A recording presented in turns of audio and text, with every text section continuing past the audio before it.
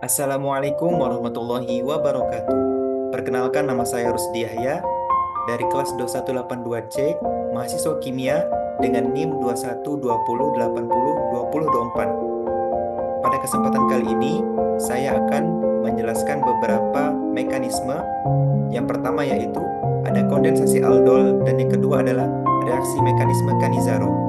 Pertama-tama mohon izin terlebih dahulu kepada Ibu Dwi Fitriani SPD MSI selaku dosen pengampu pada mata kuliah Kimia Organik Lanjut. Eh, Tujuan dari video ini dibuat adalah untuk memenuhi tugas akhir dari mata kuliah Kimia Organik Lanjut. Baiklah, untuk yang pertama, kondensasi aldol merupakan suatu reaksi kondensasi jenis reaksi kimia organik yang melibatkan pembentukan ikatan karbon-karbon baru dalam molekul aldehida atau keton.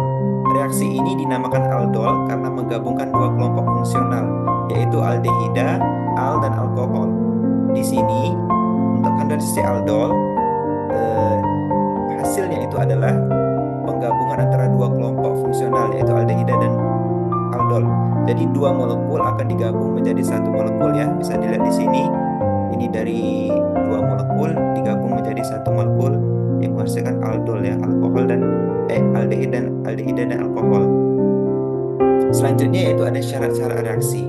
Di sini yang pertama adanya gugus karbonil pada posisi alfa, yang dimana nanti dua molekul aldehida atau keton yang memiliki gugus karbonil pada posisi alfa akan bereaksi dengan kondensasi aldol. Terus yang kedua, keberadaan basa. Reaksi kondensasi aldol membutuhkan keberadaan basa sebagai katalis. Tiga, kondisi reaksi yang basa. Reaksi kondensasi aldol biasanya dilakukan dalam suasana basa, seperti dalam larutan alkali. Yang keempat, suhu yang sesuai. Suhu yang optimal biasanya berkisar antara 0 sampai dengan 100 derajat Celcius, tergantung pada jenis aldehida atau keton yang digunakan. 5. Waktu reaksi yang cukup. Reaksi kondensasi aldol membutuhkan waktu yang cukup untuk mencapai kesetimbangan reaksi. Nah, sekarang tahapan reaksinya. Yang pertama yaitu deprotonasi. Basa kuat seperti hidroksida natrium hidroksida atau hidroksida kalium KOH bereaksi dengan aldehida atau keton pada posisi alfa untuk menghasilkan ion alkoksida. Jadi untuk katalisnya penggunaan dari basa kuat bisa menggunakan NaOH atau KOH. Yang kedua, nukleofilik. Ion alkoksida yang terbentuk bereaksi dengan aldehida atau keton lain pada posisi alfa. Ion alkoksida bertindak sebagai nukleofil dan menyerang gugus karbonil pada aldehida atau keton lainnya. Yang ketiga, pembentukan ikatan karbon-karbon. Serangan nukleofil oleh ion alkoksida pada gugus karbonil menghasilkan ikatan karbon-karbon baru antara dua molekul aldehida atau keton. Ini menghasilkan suatu intermediat yang disebut aldol.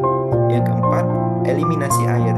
Aldol yang terbentuk kemudian mengalami eliminasi air, di mana molekul air dilepaskan dari intermediat aldol. Ini menghasilkan senyawa dengan ikatan rangkap antara dua atom karbon. Baiklah, di sini ada contoh reaksinya. Yang di sini kita menggunakan benzaldehid dan propanal ya, dan katalisnya kita menggunakan katalis basa. Baik, seperti slide sebelumnya, untuk tahapan yang pertama yaitu ada deprotonasi ya. Deprotonasi terjadi di mana pasangan elektron pada atom O menyerang hidrogen alfa, dan elektron bergerak kemudian akan membentuk ion alkoksida. Jadi yang pertama adalah tahapannya deprotonasi. Terus selanjutnya adalah yang kedua, serangan nukleofilik.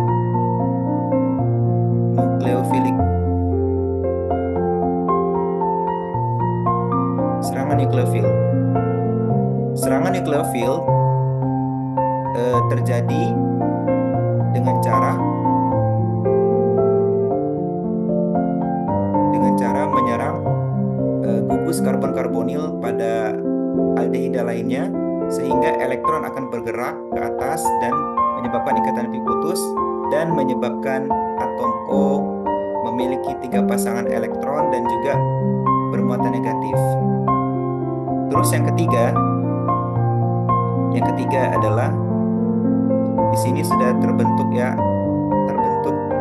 aldol, penggabungan dari dua molekul tadi terbentuk aldol. beta hidroksialdehid ya, dengan cara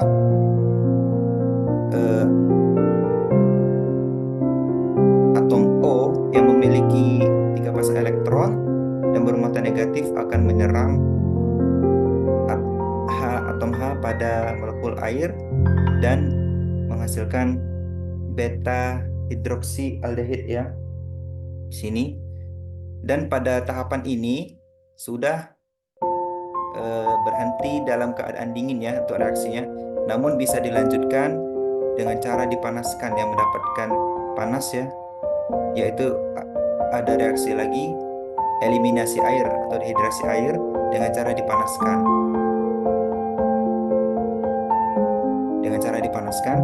Jadi atom O yang bermuatan negatif, elektronnya akan menyerang atom H, hidrogen alfa. Ingat ya, tadi hidrogen alfanya ada 2. Di sini kita serang lagi yang satunya, dan juga elektron akan bergerak ke atas, dan juga elektronnya lagi akan bergerak ke atas untuk memutus ion hidroksida, sehingga membentuk hasil akhir seperti ini. Baik, untuk reaksi pada kondensasi aldol cukup mudah dipahami ya. Jadi teman-teman tinggal menghafal beberapa tahapan ya. Di sini ada 4 tahapan yang mudah diingat. Ada deprotonasi, serangan nukleofil. Di sini juga ada terbentuk aldol ya. Ada terbentuk beta hidroksialdehid. Di sini juga terakhir ada pemanasan, yaitu dehidrasi air. Baik, mungkin itu untuk reaksi pada kondensasi aldol. Kita akan lanjut pada mekanisme reaksi pada Cannizzaro. Reaksi Cannizzaro ya.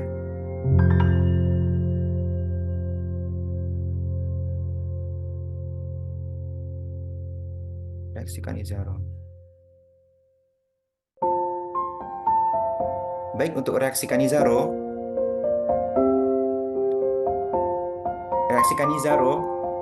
merupakan reaksi yang dinamakan dari penemunya.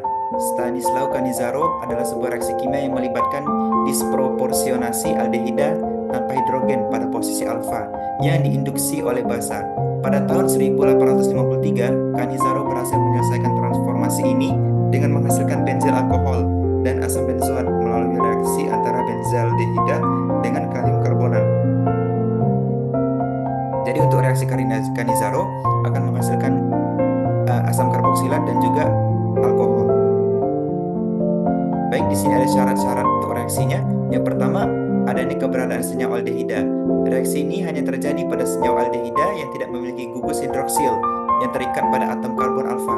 Contoh senyawanya adalah yang dapat mengalami reaksi Cannizzaro adalah formaldehida, metanal, dan juga benzaldehida. Yang kedua, keberadaan basa kuat. Reaksi Cannizzaro membutuhkan suasana basa kuat sebagai katalis.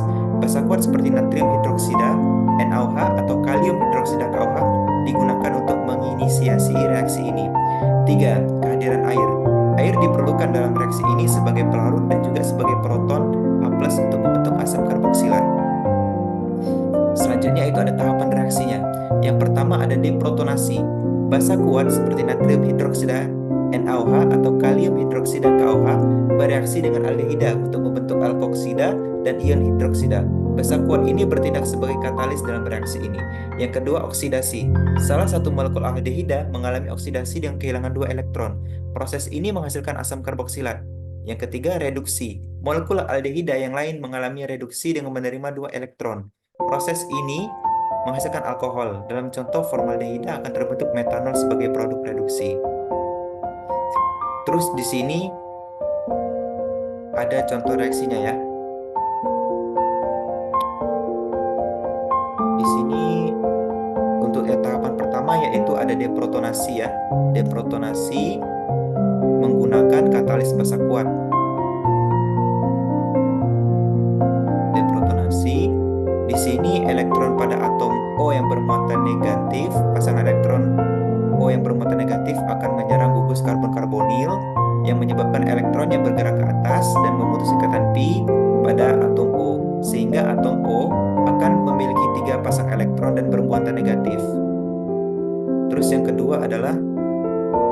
oksidasi ya. Ada oksidasi di mana atom O akan bergerak menuju ke membentuk ikatan pi, dan juga di sini ada ion hidrida akan menyerang gugus karbon karbonil pada benzaldehid dan menyebabkan elektronnya naik ke atas sehingga menyebabkan atom O memiliki 3 pasangan elektron dan juga bermuatan negatif di sini ya. Terus yang ketiga ada tahapan reduksi. Di sini reduksi terjadi pada keadaan atom O yang memiliki 3 pasang elektron dan bermuatan negatif akan menyerang H2O menyerang H untuk membentuk alkohol ya di sini ya, alkohol. Dan sedangkan pada di sini bisa dilihat terjadi oksidasi juga ini ya, di mana atom O akan menyerang H dan memutus H untuk membentuk asam karboksilat ya. Di sini sudah terbentuk produknya, ada asam karboksilat, dan juga di sini ada alkohol ya. Baik, jadi untuk pada reaksi mekanisme dari Cannizzaro ini, kesimpulannya adalah untuk membentuk 2 produk ya. Yang pertama ada asam karboksilat dan juga ada alkohol begitu.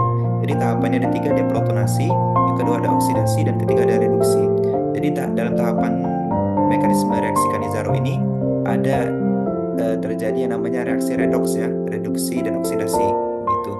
Baik, mungkin hanya ini presentasi dari beberapa mekanisme yang bisa saya sampaikan. Mohon maaf apabila ada penyampaian yang kurang dan juga ada materi yang masih belum sempurna. Terima kasih kepada Ibu Dwi yang telah memberikan tugas ini. Saya akhiri. Wassalamualaikum warahmatullahi wabarakatuh.